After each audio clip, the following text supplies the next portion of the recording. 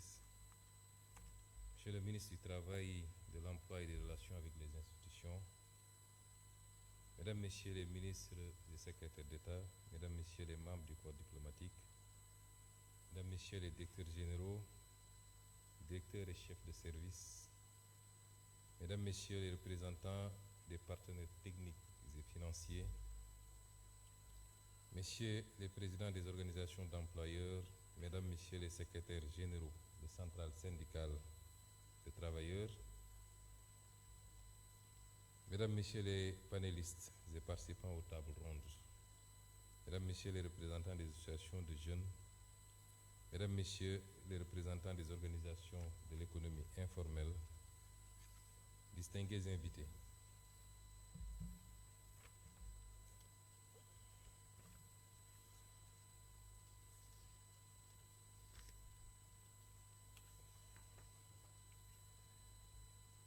Nous avons tenu durant ces journées de réflexion collective un dialogue social sincère et stratégique autour d'un enjeu central qui est l'emploi, l'employabilité et l'avenir de notre jeunesse dans une économie en mutation. Dans le cadre du portefeuille de projets et programmes prioritaires de l'agenda national de transformation Sénégal 2050, deux programmes structurants traduisent notre volonté d'agir avec ambition, rigueur et méthode pour répondre à ce défi.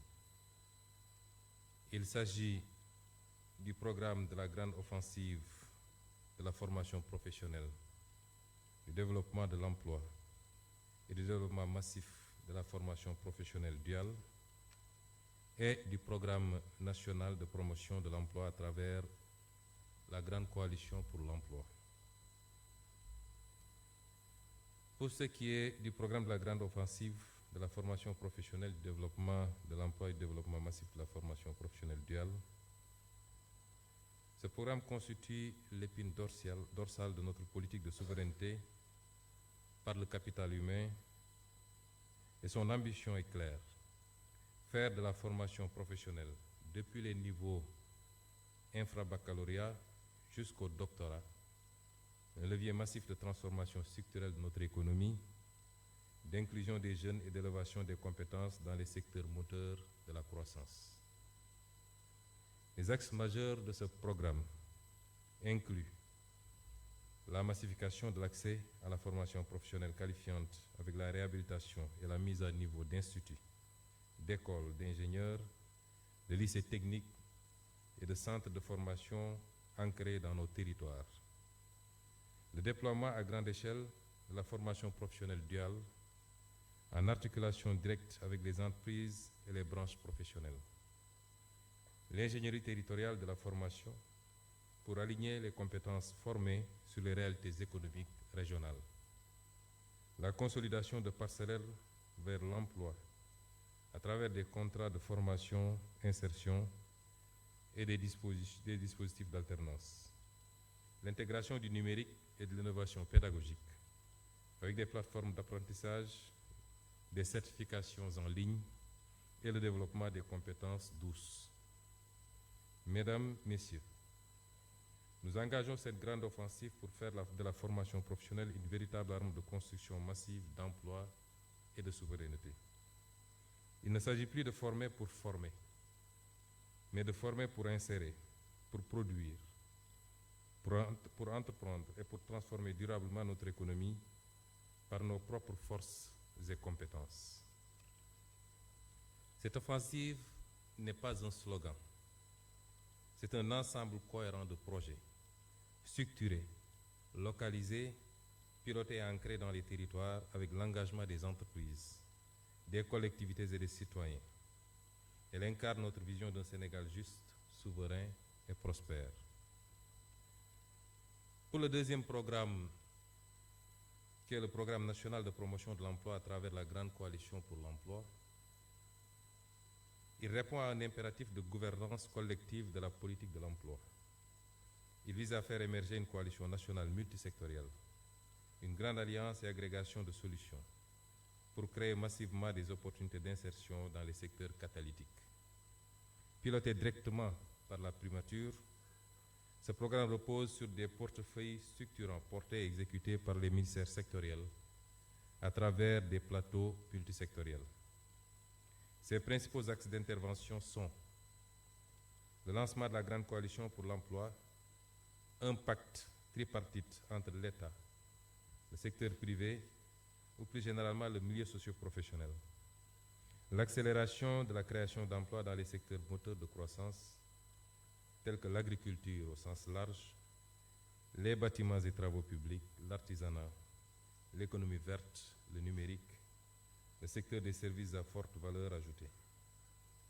La mise en place de dispositifs incitatifs pour le recrutement des jeunes, tels que les subventions, les exonérations ciblées, l'appui à l'entrepreneuriat salarié.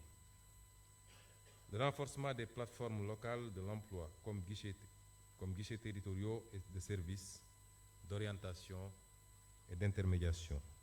Et enfin, la création d'un observatoire national de l'impact et de la performance pour piloter avec rigueur et transparence.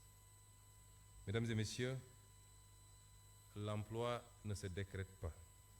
Il se construit dans le dialogue, la cohérence des politiques et l'alignement des énergies. C'est le sens de cette grande coalition pour l'emploi.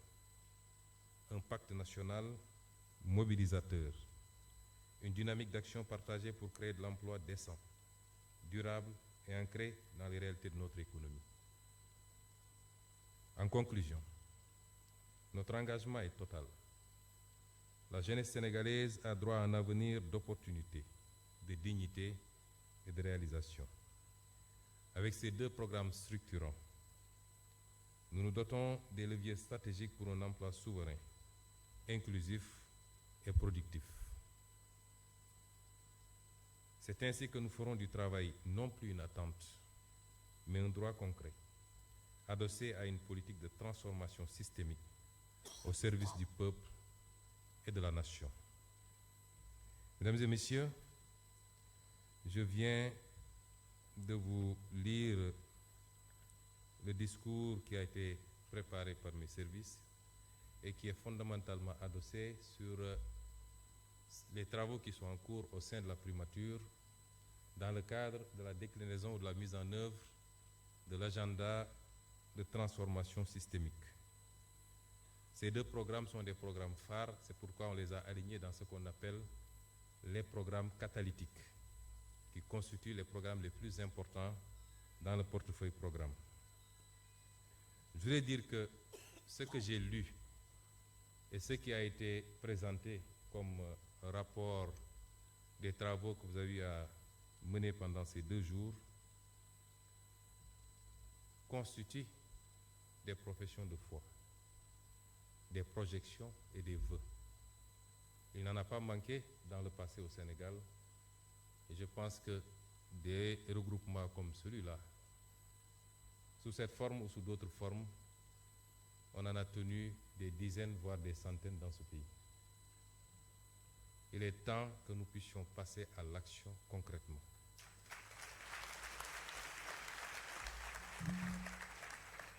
Et je voudrais rappeler à l'assistance que si on n'a toujours pas réussi à atteindre les objectifs que nous assignons, gouvernement comme partenaire, secteur privé, employeurs, syndicats et partenaires techniques et financiers, c'est parce que quelque part, nous n'avons jamais indexé les vrais problèmes. Coucher un programme sur un papier n'est pas le plus difficile.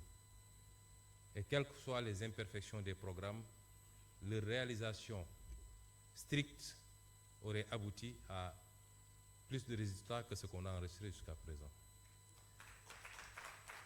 Le vrai problème de ce pays, c'est que nous ne sommes pas productifs. Et nous n'avons jamais travaillé sérieusement à bâtir une économie solide, saine et sérieuse. Je l'ai dit tout tantôt, l'emploi ne se décrète pas. Il n'est que la résultante des performances que nous réalisons, particulièrement dans ce domaine qui est l'économie. Et c'est illusoire de penser que l'emploi tomberait du ciel simplement parce que nous avons ce vœu, si nous ne nous attaquons pas sérieusement à ce problème. Le second problème est celui de la mobilisation des moyens endogènes du financement pour répondre à nos ambitions et pouvoir avoir plus ou moins d'autonomie par rapport à cela. Mesdames et messieurs, sur la période 2014-2023, l'activité économique au Sénégal a cru en moyenne de 5,3% annuel, contre 3,3% sur la période 2000-2013. Mais si on exclut de cette croissance le PIB non agricole, qui s'est accéléré qu'entre 2014 et 2017, ça veut dire que depuis 2018, nous sommes dans une dynamique de décélération. Si on l'enlève, et si on enlève de cette croissance également le secteur des hydrocarbures, la croissance moyenne a été de 3,1%. Si vous la corrélez au courant démographique, vous vous rendez compte que nous n'avons pas suffisamment été productifs, nous n'avons pas pu dégager suffisamment de marge pour que cela puisse générer de la redistribution par l'emploi, redistribution par l'offre de biens et services sociaux et redistribution par les transferts sociaux pour aider les plus démunis. Et c'est là où se trouve le véritable pari que nous devons relever désormais. Si on ne parvient pas à bâtir une agriculture solide, si l'on ne parvient pas à bâtir des activités structurées autour des autres secteurs primaires, pour pouvoir avoir l'ambition d'aller vers le secteur secondaire par la transformation, tout ce qu'on est en train de dire ici sera du vœu pieux, mais nous ne produirons pas d'emploi au Sénégal. Le second problème, comme je l'ai évoqué tantôt, est celui du financement. Nous sommes dans le même schéma qu'il faut aujourd'hui complètement bannir, il faut en sortir. C'est celui de notre incapacité à une correcte mobilisation des ressources internes, nous rendant dépendants et très exposés aux sources de revenus extérieures. Et pourtant, nous en avons les moyens. Nous avons les moyens d'une plus grande mobilisation des ressources endogènes. Si je prends un secteur comme le secteur minier, sur les 5 dernières années, ce secteur a produit 4 milliards 290 millions à peu près de chiffre d'affaires. 4 290 milliards du moins de chiffre d'affaires. 4 290 milliards de chiffre d'affaires. Le secteur extractif, que ce soit le secteur de l'or, l'exploitation aurifère, les phosphates, le zircon, tout le secteur extractif, 4 290 milliards de poussières, pour un bénéfice cumulé de 1127 milliards, à peu près le 7e du budget du Sénégal. Et en termes de revenus, dividendes comme impôts réunis, y compris les redevances, le pays n'en a pas perçu plus de 400 milliards, soit moins de 35% des revenus générés par le secteur. Et ce tableau est plus reluisant d'ailleurs de ce qui risque de nous arriver avec l'exploitation pétro-gazière, ou sur des projections, par exemple en matière gazière de 21 440 000 barils par année, pour ce qu'on vient de démarrer, en attendant les phases qui suivent. Le Sénégal, tout revenu confondu, par Petrosen, par Sénégal, se retrouvera avec moins de 13% des revenus pétroliers. Comment voulez-vous, quand un pays peut se satisfaire de voir ses capacités endogènes à mobiliser des ressources lui échappaient, comment voulez-vous qu'il ait les possibilités de financer son développement et accessoirement de créer des emplois? S'y ajoute notre faible capacité à mobiliser des ressources fiscales. J'ai entendu hier M. Lam se plaindre de la pression fiscale, il a tout à fait raison. Parce que notre incapacité à asseoir un système fiscal conforme à nos réalités, avec des taux supportables et une assiette extrêmement large, pour amener tous les Sénégalais à pouvoir contribuer, fait que aujourd'hui, tout l'effort est concentré sur une petite catégorie cible qui malheureusement supporte la charge pour tout le monde. Et il nous faut travailler effectivement à pallier à cela. Les vrais enjeux sont là. Et c'est les combats que mon gouvernement, sur instruction de son Excellence le Président Bassirou Diomaye Faye, a décidé de mener et de gagner. C'est ça les vrais enjeux.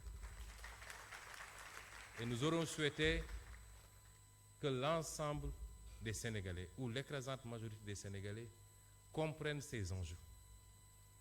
Parce que c'est des paris sur le futur. Mais c'est déjà un défi par rapport au présent. Et c'est pourquoi nous avons parlé de pacte autour d'objectifs fondamentaux dans une gestion transparente où tous les acteurs de ce pacte pourront avoir toutes les informations dont ils ont besoin pour apprécier les capacités réelles du gouvernement, des disponibilités réelles de l'État, et qu'ensemble nous puissions appliquer les idées que nous venons de lire ici. Parce que sans les moyens que nous devons mobiliser, nous ne pourrons pas appliquer ces idées. Et c'est pourquoi nous avons besoin de tout le peuple sénégalais. Nous allons lancer des discussions pour renégocier ce qui a été mal fait et pour faire de sorte que l'essentiel des richesses de ce pays puisse profiter au pays, y compris le rapatriement des devises qui doit pouvoir servir notre balance. C'est un combat que nous ne gagnerons pas sans le soutien de tous les Sénégalais. Parce que nous le menons contre des mastodontes dont vous ne pouvez même pas imaginer les capacités. Et c'est quand on parle de sainte alliance autour des intérêts stratégiques de ce pays, c'est de cela qu'on parle. On ne parle pas d'alliance politique. Il y a un temps pour la politique et un temps pour se consacrer à l'intérêt national.